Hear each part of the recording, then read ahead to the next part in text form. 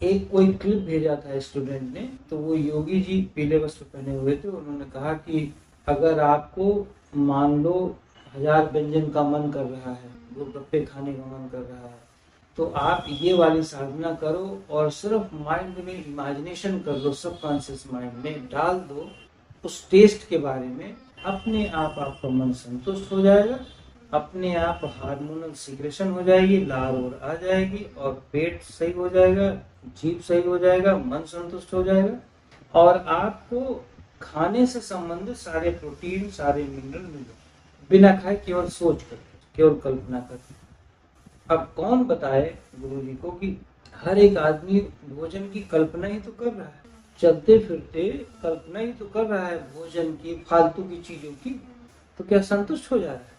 मेरे अपने अनुभव में जितनी आपकी कल्पनाएं बढ़ती जाएंगी उतना ही आपका फ्रस्ट्रेशन बढ़ता जाएगा, फ्रस्ट्रेशन लेवल बढ़ता जाएगा। अगर मान लो बेटा, आप सपोज आप कल्पना गोलगप्पे की कर कि मैं खा रहा हूँ, बहुत अच्छा है, बहुत टेस्टी है, जीभ में, फिजिकल बॉडी में गोलगप्पा नहीं जा रहा, मेंटल बॉडी एक्टिव हो गई गोलगप्पे से, मेंटल बॉडी एक्टिव हो गई, सेंसेस एक्टिव हो गई, गोलगप्पा उसके अंदर जाना शुरू हो गया। फिजिकल बॉडी में नहीं जा रहा है, अब कोऑर्डिनेशन खत्म, माइंड ने, ब्रेन ने हार्मोनल सीक्रेशन कराना शुरू कर दिया, पेट में एसिड की सीक्रेशन होनी शुरू हो गई, स्टार्ट हो गई।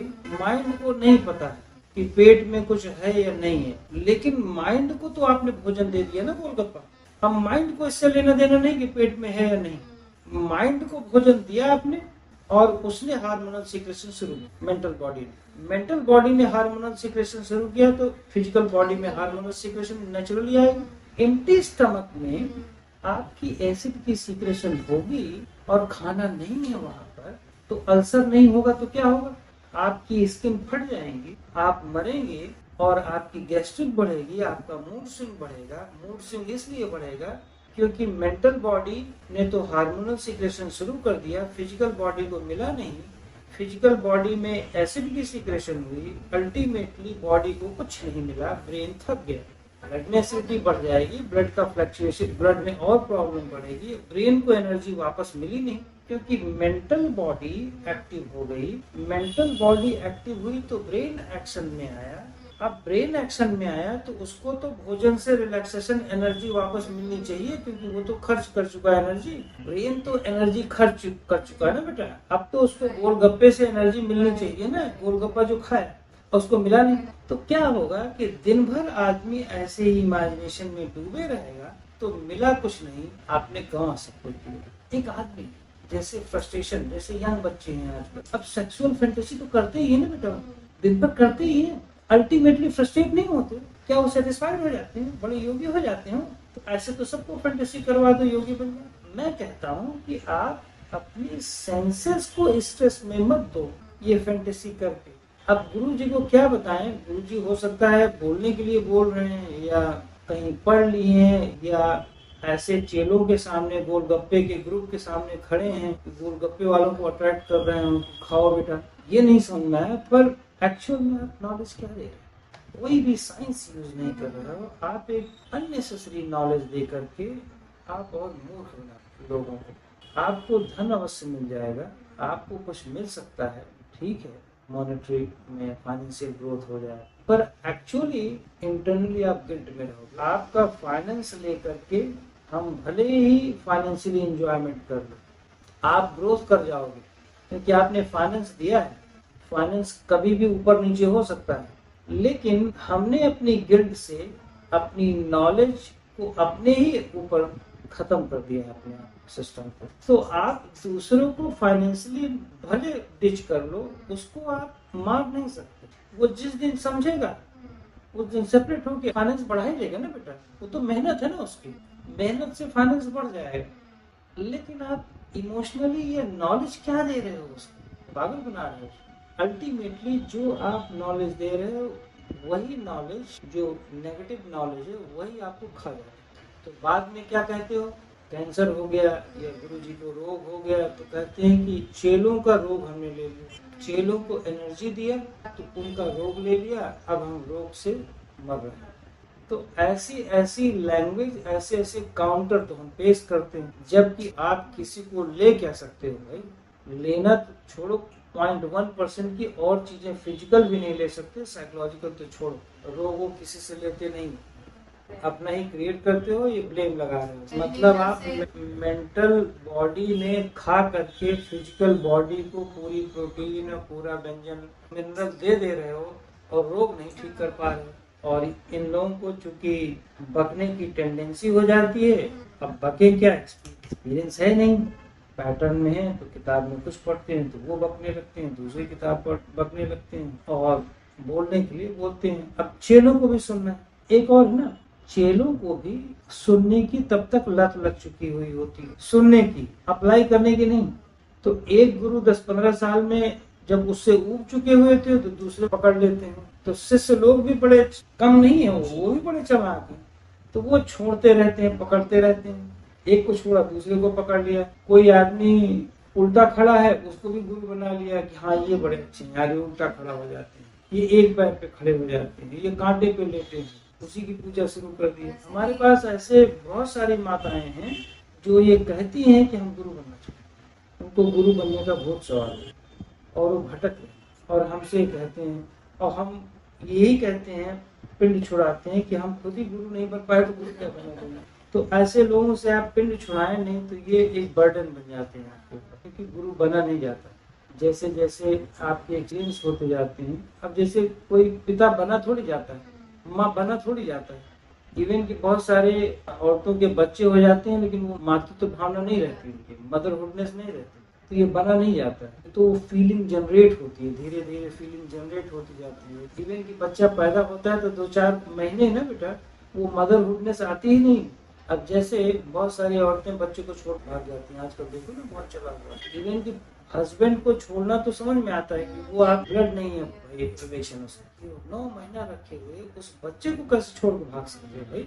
इवन कि मैं अपना एक्सपीरियंस बताओ, बेटा हुआ तो मैंने सोचा, मैंने जिंदगी भर अपने पापा को पापा बोला, मुझे क्यों बोले यार पापा, मुझे अजीब सी फीलिंग हो रही थी। मुझे 3-4 महीने अजीब सी फीलिंग हो रही। 3-4 महीने में कोई बच्चा बोलता नहीं, पर 1-2 साल में जब वो धीरे धीरे कांटेक्ट हुआ, बोलना शुरू हुआ, तो वो फिर अडॉप्ट हो गया अपने आप। टाइम होता है ना, जो ये सब चीजें बनने में नहीं लगता, बनाते नहीं आप कि हम अपने आप को पापा कहलाएंगे, पापा कहलवाएंगे, ये सब होता नहीं, आदमी सोचता नहीं, ये ऑटोमेटिकली प्रोसेस है। सेम थिंग जब नॉलेज में जब धीरे धीरे आता जाता है तो वो फीलिंग गुरु बन की आ जाती है कि आप स्टूडेंट से बिहेवियर कैसे कर रहे हो, मजाक कैसे कर रहे हो, फिर नॉलेज कैसे दे रहे हो, एक्सपीरियंस को शेयर कैसे कर रहे हो, वो सारी चीज आ जाती है। वो जैसे पिता की फीलिंग हो जाती है वैसे गुरु की भी फीलिंग आ जाती है, वो फीलिंग है। अच्छा, कपड़े से मतलब नहीं होता। हाँ, पहले गुरु लोग क्या पीले वस्त्र सारे पहनते थे क्या? कुछ नहीं पीले वस्त्र पहनते थे। तो बाद में एक ड्रेस कोड बना दिया गया। वो इसलिए बनाया गया, उसका भी पर्पस था कि बहुत सारे गुरु लोग भिक्षा मांगते थे, तो भिक्षा मांगने और जो वैसे गरीब लोग होते हैं जो रोड पे होते हैं, अब इसमें अंतर कैसे कर पाओगे? भिक्षा तो बहुत सारे लोग मांग रहे हैं, बदमाश लोग भी हैं। तो उसमें ये हुआ कि ये भाई भिक्षा मांगने रहे कि भी योगी है, तो एक ड्रेस कोड बनाया। हर एक चीज में, हर एक प्रोफेशन में ड्रेस कोड होता है। तो गुरुओं का भी आश्रम का ड्रेस कोड बना दिया गया कि भाई हाँ, एक टीचिंग व्यवस्था के सिस्टम में वो होना गुरु का। लेकिन मास्टर्स के लिए तो पहले ऐसा थोड़ी, बट अब तो ये है कि लोग ड्रेस कोड इसलिए बना लेते हैं रिस्पेक्ट। अच्छा, अपने यहाँ चूंकि सनातन में इतनी ऐसी अच्छी रिस्पेक्ट है कि एक पेड़ में भी पीला वस्त्र टांग दो तो वहाँ भी लोग झुक जाते, इतनी रिस्पेक्ट है अपने यहाँ। इनबिल्ट ब्लड जीन्स में है कि रिस्पेक्ट करने की प्रवृत्ति। लिबरल है ना हम लोग, सब नम्रता है हम लोगों को, झुकने में हम लोग चूकते नहीं। किसी भी धर्म का आ जाए, अगर उसमें नॉलेज दिखी, इमीडिएटली पैर पकड़ेंगे, खुश होकर के इमीडिएटली पैर पकड़ते ना बेटा। कितने लोग विदेशी हैं जो गुरु बन गए, इंडिया में आते हैं तो पैर पकड़ने वालों की देखो कमी, सब नीचे एकदम गिर जाते हैं। वो इसलिए क्योंकि नॉलेज के ज्यादा है, इनबिल्ट है सनातनियों में, तो उसका नेगेटिव लोग थोड़ा गलत फायदा भी उठा लेते हैं। वो हमेशा से रहा होगा, पहले भी रहा होगा, अभी भी अच्छे लोग तो है। पर एक चीज देखते हैं कि बहुत सारे लोग कहते हैं मैं बहुत बुरा फंस गया, मैं बहुत बुरे बुरे लोगों के साथ फंसा। तो मैं क्या कहूँ कि मैं कितने लोगों के साथ बुरा फंसा। जो आदमी बेटा स्पिरिचुअलिटी में जा रहा हो, और उसकी लाइफ ही दांव पे लग गई। आपका तो पैसा ही गया ना, डॉक्टर आपके खाए, उसकी तो पूरी लाइफ दांव पे लग गई ना। उसको तो पूरी लाइफ ही लोग उल्टा सीधा कर दिए। एक जन ने कहा 24 आवर प्राणायाम, 24 आवर ये करो, 24 आवर माला जाप करो, 24 आवर यहाँ पे भगवान का स्मरण करो। तो आपने तो पूरा ब्रेन ही खत्म कर दिया, उसका सॉफ्टवेयर खत्म कर। तो मैंने ये मान लिया कि हाँ, अगर वो प्रॉब्लम ना आती तो शायद मेरी अवेयरनेस इतनी न पड़ती। आज हम थोड़ी बता पाते, कैसे बताते, तो एक्सपीरियंस नहीं किया। अब हमारे पास वही जो 24 आवर जो जाप कर रहे होते हैं, उनकी नींद टूट गई, नींद खत्म हो जाती, क्योंकि नींद में भी जाप चल रहा है, आदत बन गई ना।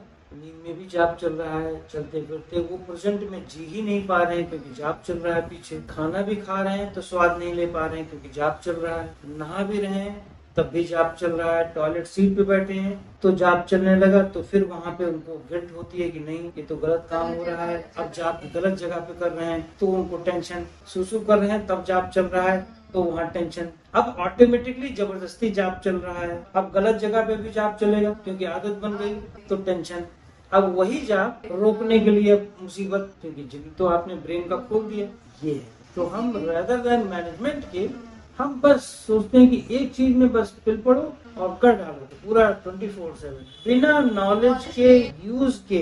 अगर आप लॉजिक और तर्क और साइंस के, जो स्पिरिचुअल साइंस है, उसके अप्लाई किए बिना कोई भी एक्टिविटी करोगे, अच्छी से अच्छी चीज आपके लिए घातक है।